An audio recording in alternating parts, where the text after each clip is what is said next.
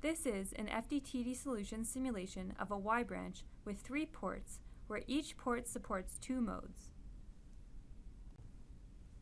The Sparameter Sweep here is used to run a set of simulations where an individual mode is excited in each simulation and the transmission through the ports is measured to get the S parameters.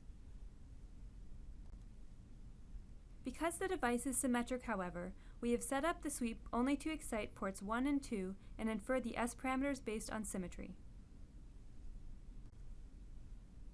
If I edit the Sparameter Sweep, I can see in the INTERCONNECT Export Setup tab where the mode labels, mode ID, and port location information for the data export can be set.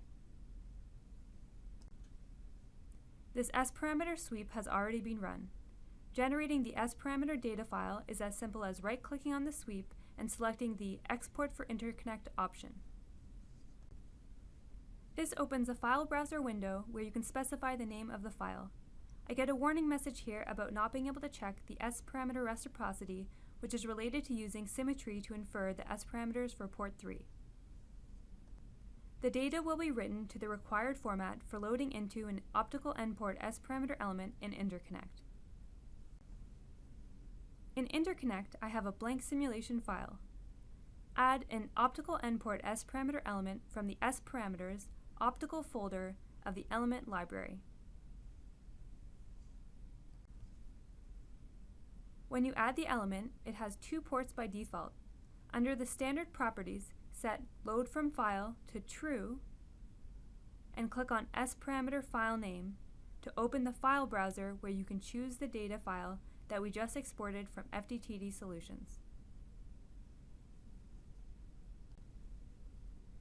Once the data has been loaded, the element reads the data from the file and automatically sets up 3 ports, with port 1 on the left and ports 2 and 3 on the right, as was indicated in the Sparameter Sweep in FDTD Solutions. From the FDTD Solutions simulations, when port 2 mode 1 was excited, about 42.7% of the power was transmitted through port 1 mode 1 at a wavelength of 1.55 microns. We can quickly confirm that we get the same result here by adding an optical network analyzer. Connect the output to port 2 and the input to port 1